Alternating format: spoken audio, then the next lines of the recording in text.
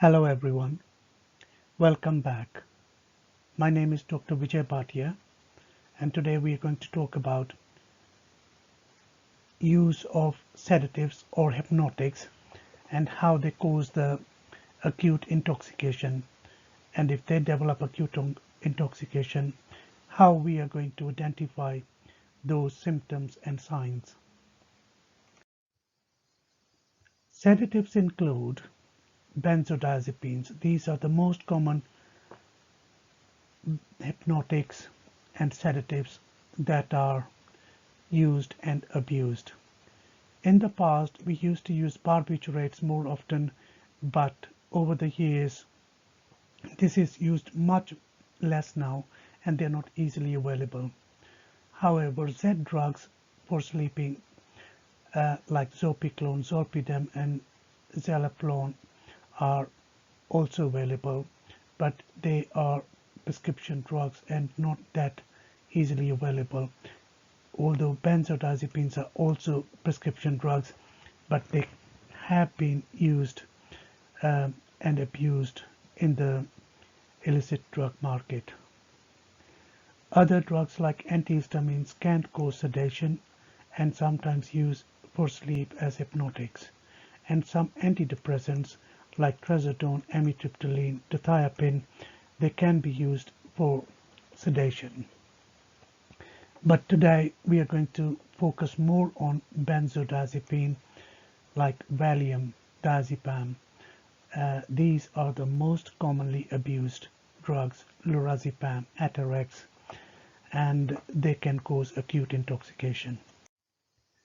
Benzodiazepines enhance the effect of the neurotransmitter gamma-aminobutyric acid.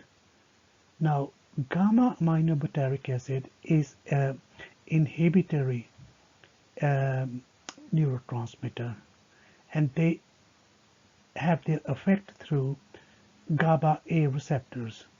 This results in sedative, hypnotic, hypnotic means sleep-inducing, and anxiolytic. Anxiolytic means it helps with anxiety. Anticonvulsant. Anticonvulsant means they are anti-epileptic. They prevent seizures and muscle relaxant properties. High doses of many short-acting benzodiazepines may also cause anterograde amnesia and dissociation. So the moment they take the medication, they won't remember the things surrounding the period, and there can be dissociation.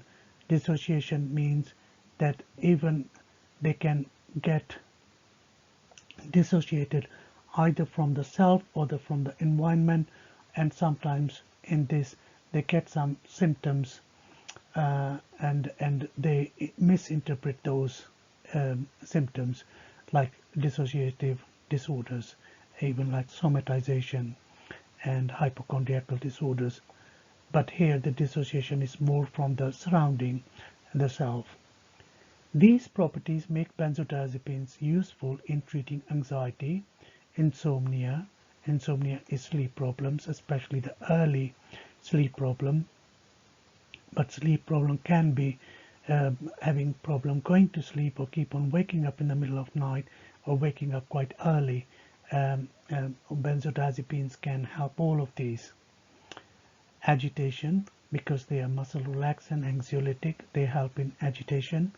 And seizures, if you have epileptic seizure in the emergency departments, we use benzodiazepines. And if you have developed muscle spasms, either with the neck muscles, leg muscles, arm muscles, their spasms, they go into contraction and difficult to relax, then we can give the benzodiazepines like Valium to help. And they are also used to, for the alcohol withdrawal symptom, because alcohol withdrawal symptoms can be very severe with the restlessness, agitation, hallucinations, and benzodiazepines are known to help there. And as a pre-medication for a medical or dental procedure, so if you're going for a dental extraction, the idea is to take the tablet one night before and in the morning to help, and it will also decrease the memory surrounding the procedure and help you relax as well. Benzodiazepines are categorized as either short-acting, intermediate, or long-acting. Short and intermediate-acting benzodiazepines are preferred for the treatment of insomnia. Longer-acting benzodiazepines are recommended for the treatment of anxiety. Benzodiazepines are generally viewed as safe and effective for short-term use, for period for up to a maximum of 4 weeks. Although cognitive impairment, that is, problems with attention, concentration, thinking, judgment, planning, that can be affected, and they can have paradoxical effect. Now, paradoxical effect means it is supposed to help you relax, but they are making you more agitated, such as aggression and behavioral disinhibition. So the idea is to give you benzodiazepine to stop you having behavioral disinhibition, but at times you can have paradoxical effect when you give the benzodiazepine like Valium or lorazepam. The person gets more disinhibited and more into aggression. A minority of people can have paradoxical reactions such as worsened agitation or even panic, that is extreme anxiety. Benzodiazepines are also associated with increased risk of suicide, although this is debated. Long-term use is controversial because of concerns about decreasing effectiveness, physical dependence, you get withdrawal symptoms, and increased risk of dementia and cancer. So if person is using benzodiazepines, the long term will cause, what happens is there is less effect. If you keep on taking the same dose over a period of time, the medication will have less effect compared to when it was started, and over a period the body will ask for more of it, so that increased dose is required, which is called tolerance, to get the same effect. So the person will develop tolerance, and in turn, if they try to stop or not take the medication or miss the dose, they will get some withdrawal symptoms like shakes, sweating, and muscles getting tense. And there is overall physical and psychological dependence on the medication, on the benzodiazepines. So it's very hard for these people to stop because they will get the physical symptoms of anxiety, nervousness, sweating, even palpitations. And there is some evidence that it might lead to increased risk of dementia and cancer. However, both these are controversial. Benzodiazepines can be taken in overdoses and can cause dangerous deep unconsciousness because they relax the smooth muscles, or they relax any muscles, voluntary muscles especially, and if they relax too much, the respiratory muscles will be relaxed as well, leading to respiratory arrest, and that can cause even death. So dangerous unconsciousness can happen. However, they are less toxic than the predecessors like barbiturates. They used to be very, very dangerous in even small high doses. And death really results from a benzodiazepine these days if it is taken on its own. However, if this is taken with any other CNS, central nervous system depressant, such as alcohol or opioids, or mixing with other benzodiazepines, then the potentially for toxicity and fatal overdose increases. Benzodiazepines are commonly misused and taken in combination with other drugs of abuse. So people working in A&E or emergencies should be aware of the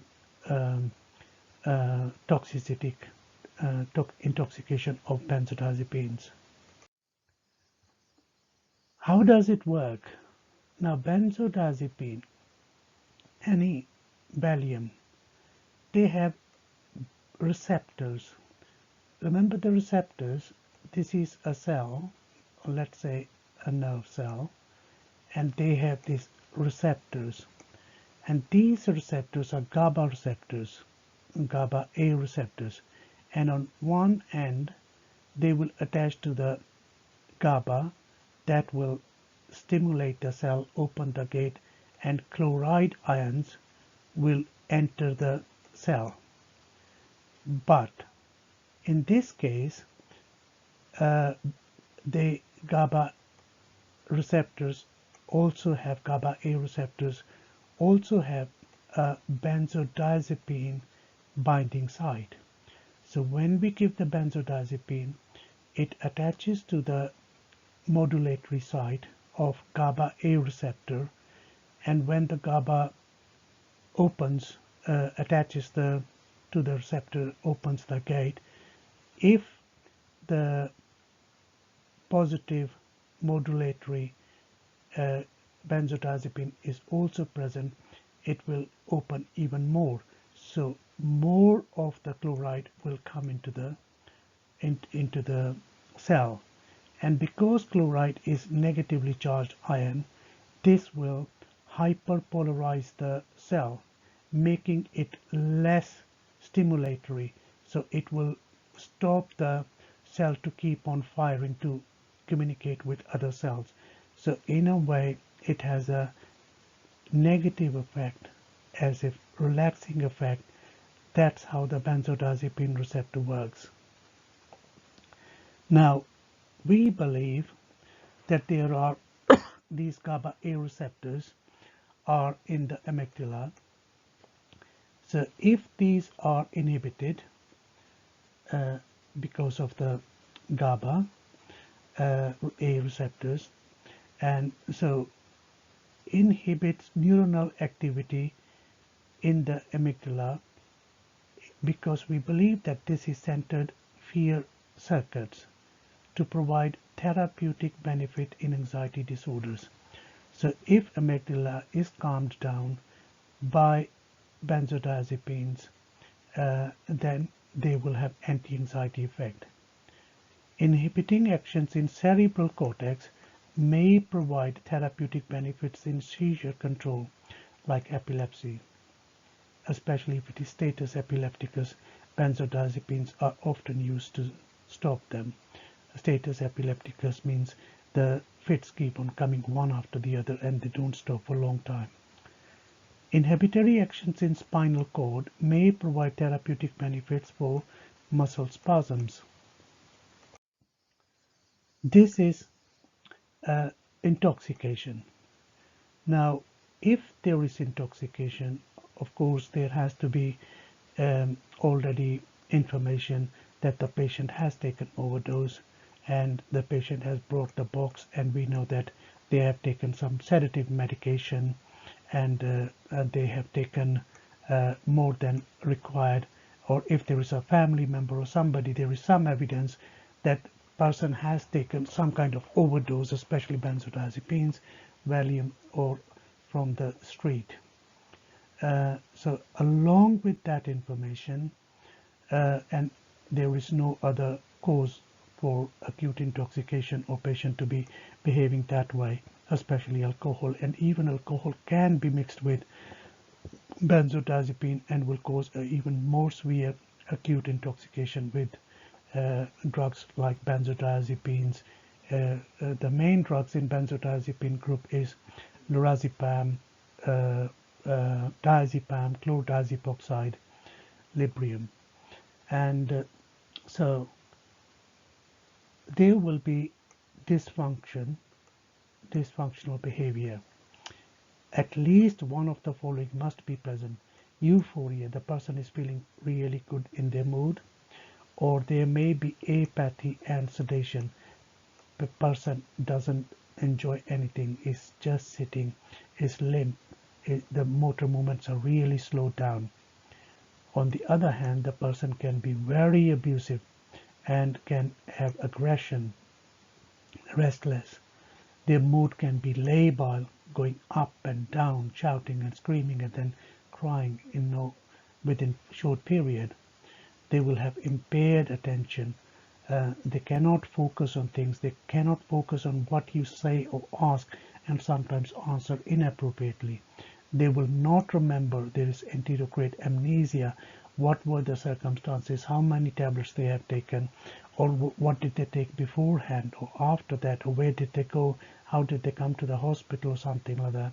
So there will be some kind of amnesia because of poor attention, concentration, and because the drug itself can cause amnesia or memory problems surrounding that. Impaired psychomotor performance. So impaired means it can be either too much or too little motor movements, muscle movements but it is impaired. It is not right. Interference with personal functioning. Person cannot do the normal things they want to do, like even putting on their shoes or putting on their clothes properly. So they are quite not able to do the things they would have done normally. And at least one of the following signs must be present. That is, sign means that we can actually look for this and ask the person to do, and they will have problem with that. So they have unsteady gait. That means when they walk, they are moving sideways or shuffling, or they cannot move in a straight line. They have quite unsteady, as if they are going to fall. They may have even difficulty in standing.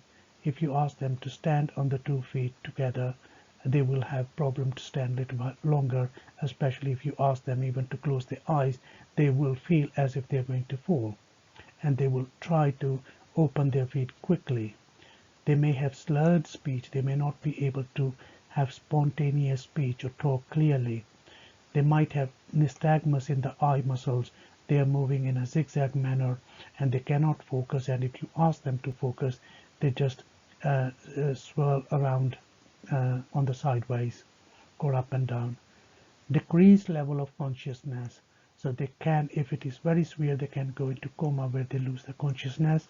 So they may not even respond to the voice or pain or touch. So they may go into coma, and they may go into just stupor. They don't do anything, and sometimes even purposeless movements are happening. And erythematous skin rash or blisters. Actually, this is much more common with the barbiturates than the benzodiazepines. They have to put it there because the topic is about acute intoxication with sedatives and hypnotics, and in the past hypnotic commonest were barbiturates, which we don't use anymore. If there is very severe intoxication, sorry for the spelling here, and if I am speaking too fast, please slow down and watch the video again, and you can pause it. When severe, acute intoxication from sedative or hypnotic drugs may be accompanied by hypotension. That means the blood pressure is low, is falling down. And if the number 2 is the temperature, body temperature will be falling. They can go into hypothermia because the body is just so relaxed. The muscles, they are not generating any energy inside whatsoever, and the temperature can really fall down, especially if the person has taken some overdose and then gone to sleep outside in inappropriate clothes. And there will be the gag reflex. This is a very good reflex. If a person has something in their throat, they will want to spit it out and take it out, and this can be tested by touching the back of the throat with the cotton wool on a stick. And normally this should be present in everyone, because if these people are intoxicated and while they are lying down, and if they are vomiting, they should be able to vomit it out. But in these patients, if there is severe intoxication, that is depressed. Therefore, if they have vomited, or there is a fluid in the mouth or some food in the mouth, that might go into their windpipe or trachea or into the lungs and cause aspiration pneumonia, which can be dangerous. Thanks for watching.